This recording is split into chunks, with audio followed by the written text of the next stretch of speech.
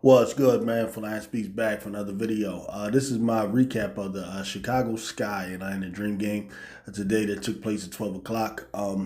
Listen, I'm not going to come out here today and tell you that the Chicago Sky played great.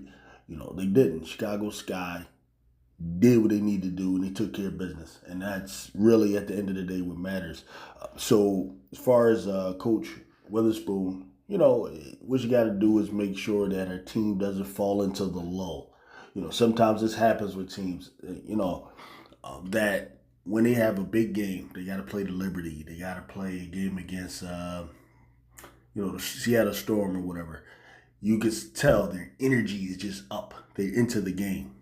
And then when you got to come back play, a team like the Atlanta Dream, which isn't trash. Like, don't get me wrong, the Atlanta Dream is not trash. They're like 7-14. But they are a team that the Chicago Sky probably look at like, we beat them. Pretty much take care of Tina Charles. Make sure you have a good plan for her. Don't let the other sister kill you. What's her name? Alicia Gray. You don't let her kill you too much. This is a team, they feel like they can handle. And I felt like that's what their energy kind of said. But I believe this was still on the road, was it not? So it's like, it's impressive from that standpoint, right? Or maybe it was in Chicago. Maybe it was in Chicago. Yeah, but at any rate, man, a few things about the game. First of all those people, trying to act like the double streak of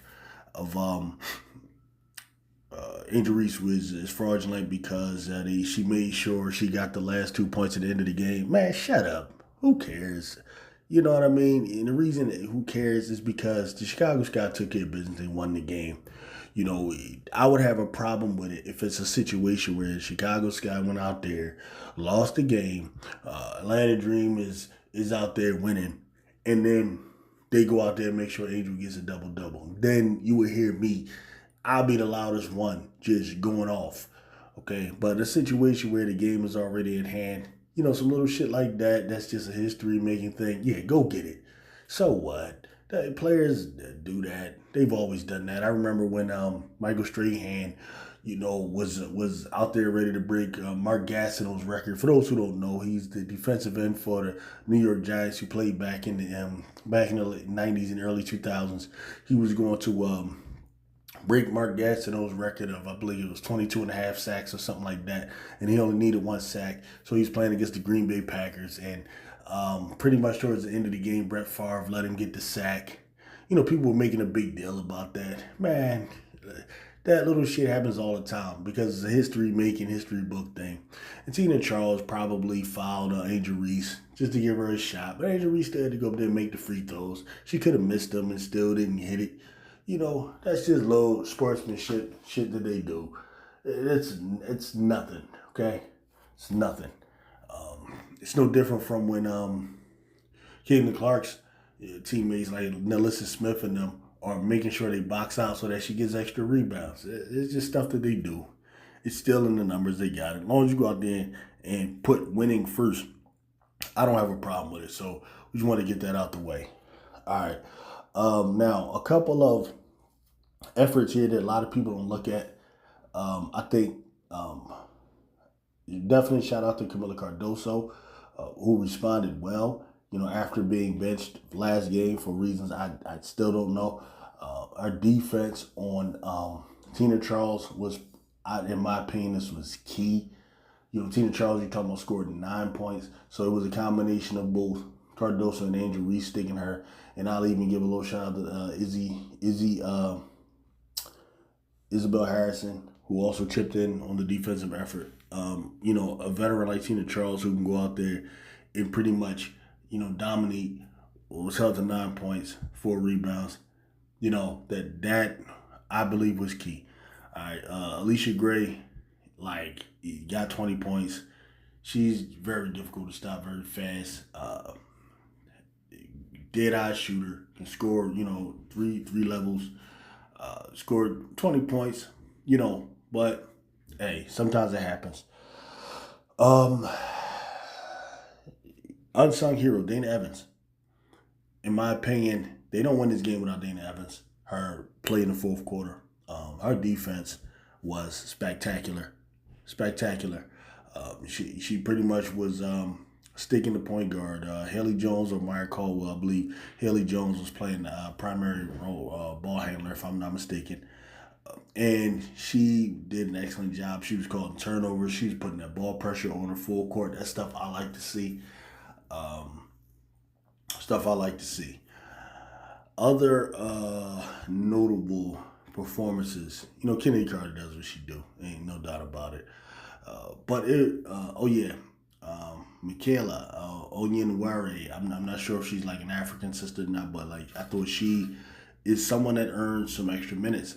She goes out there 11 minutes, kind of like from the end of the bench. She gives you 7 points, 2 assists, 2 rebounds.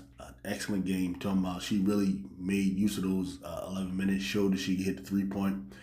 I think she should probably be taking some minutes from like a Diamond DeShields right now.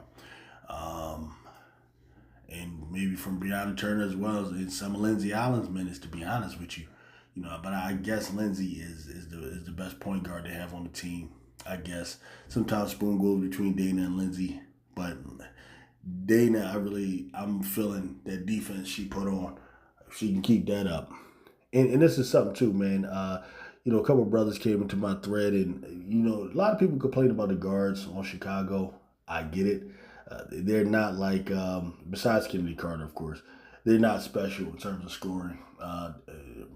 Marina Mabry gets a lot of shit, even though she's kind of playing forward now.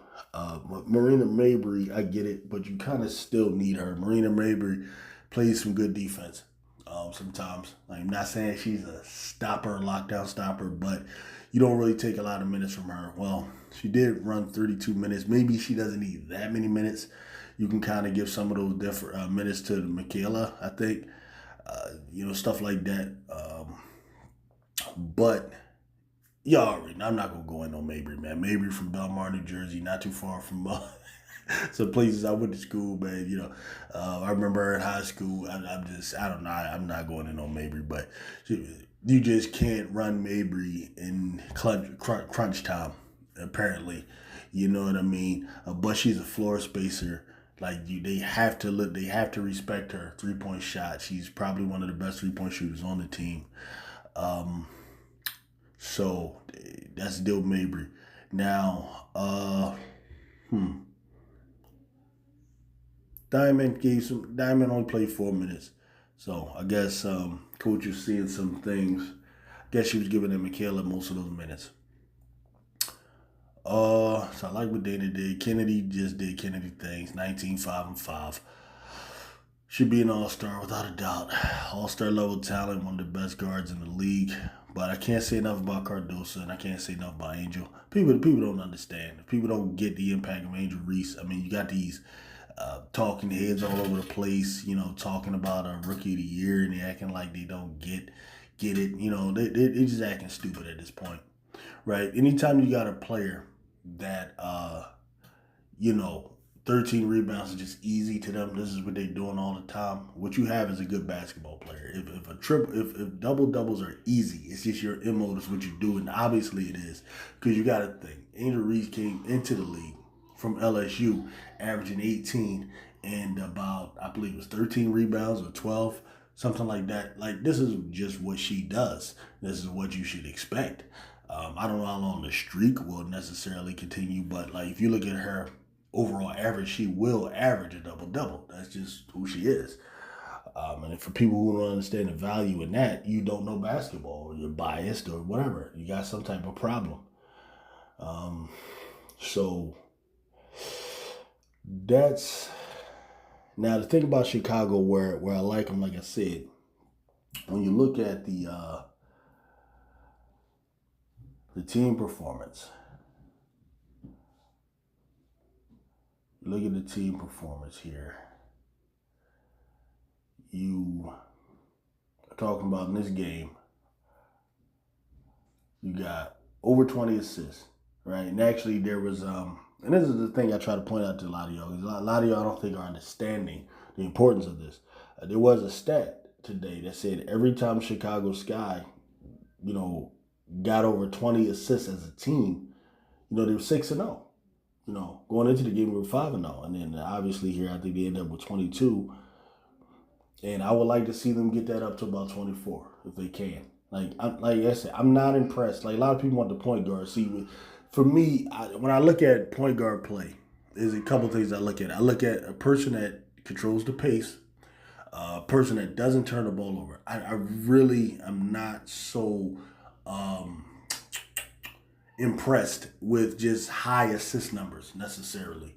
Though it's nothing wrong with it. I get it. Like, yeah, you get the award because the person's doing it, but I'm really not judging a point guard play off of that. I'm judging off how you protect the ball, how you defend, and how you control the pace of the game.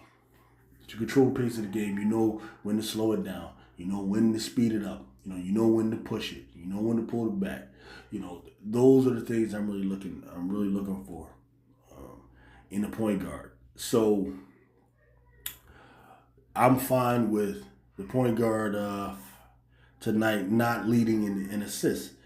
You're looking at ball movement here when you got Marina Mabrey with 5 assists.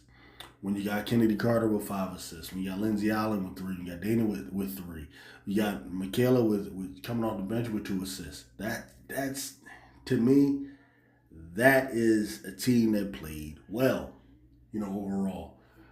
When I say they didn't really play well, I'm really speaking from the standpoint of their energy, and I'm speaking from the standpoint I know they can play better. But really, overall, the thing I liked about the team is they were able to turn on the switch at certain points of the game.